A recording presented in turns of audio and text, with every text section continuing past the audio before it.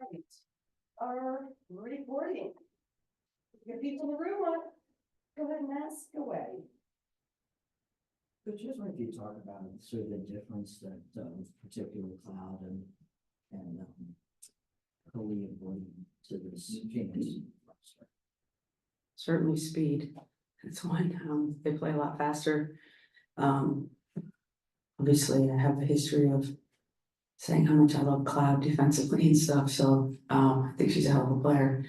And then Ka, she's just a walking bucket out there offensively. She's definitely a problem.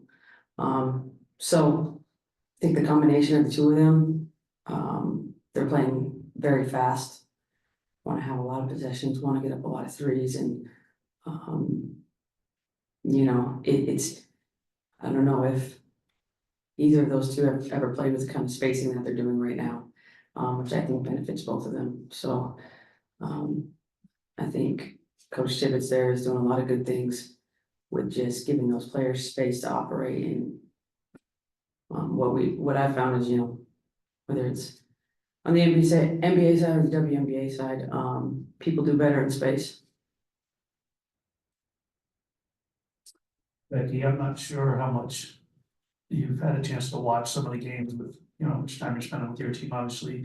In the two games, you've seen one of the top picks with the camp break, but the rookie class, after the first week and a half, is somewhat living up to its billing.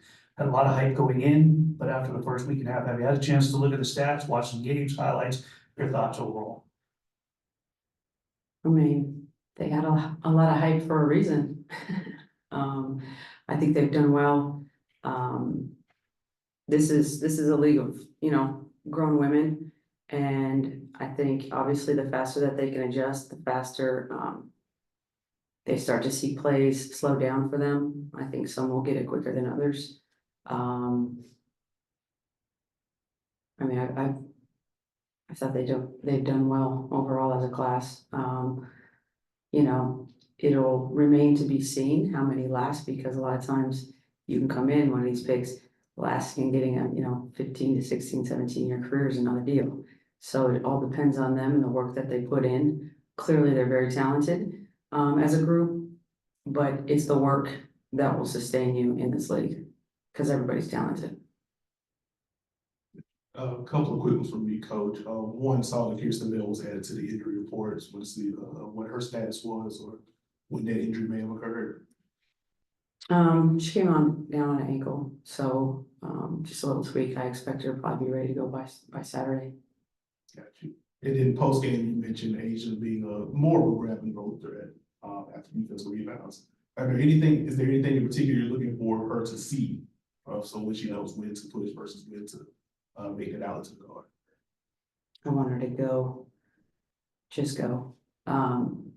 If she has the same rules that everybody else does. If somebody's ahead of her and open, she passes. If not, she brings it on the dribble and we go play. But I'm going to continue to challenge her in some ways, to grow her in some ways. She had 5 assists for the first game against these guys, so she's very capable of seeing the floor. So she's going to have some PG skills by the time this year is done for sure.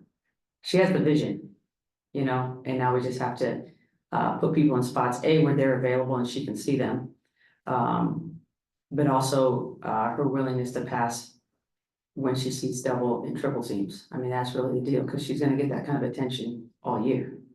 So out of that, I tell her, you don't want double and triple teams anymore. You have to pass, and then your teammates got to score. That's the way to get not triple teamed, is you punish those defense that cheat. After the season opener, we talked about Deja there a little bit, and you were saying that you thought she'd be interesting against the Mercury zone. I'm wondering if you expect to play her today or if she's part of the game plan at all. Yeah, I want to get her some minutes at some point. If I have a chance in the game. She played well when I put her in against Puerto Rico. Granted, it's a different deal. But she definitely has a skill set. So if we're struggling to score against that zone or whatever, I do know she can come in and hit shots. It's the other aspects of her game that I'm trying to grow and stretch her on. You have the other one in the room? Okay. Sabrina, go ahead.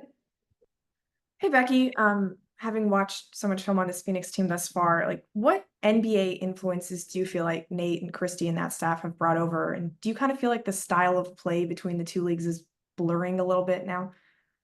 Yeah, because you're starting to, obviously Nate has an NBA background. He's been in the NBA for a long time, actually. I mean, he had was a part of a lot of staffs that were really successful, especially in Portland when, they had, LaMarcus, CJ, Dame, and then they had a lot of success down in Orlando. I mean, even building out a young roster. So yeah, this space, we see everybody kind of running a lot of NBA sets now, a lot of spread. I thought, when I came over, I thought some of the offenses were quite archaic actually, and now you're starting to see players score more, teams score more. I mean, last year, I don't know how many 40 and 50-point games we had, but that space is really hard to guard, and I think it really highlights the skill set of the WNBA players. I mean, so a couple tweaks here and there, but yeah, he's playing space, he's playing fast. And then, you're gonna have to make tweaks according to your personnel, so you can have an idea going in of what you want to do.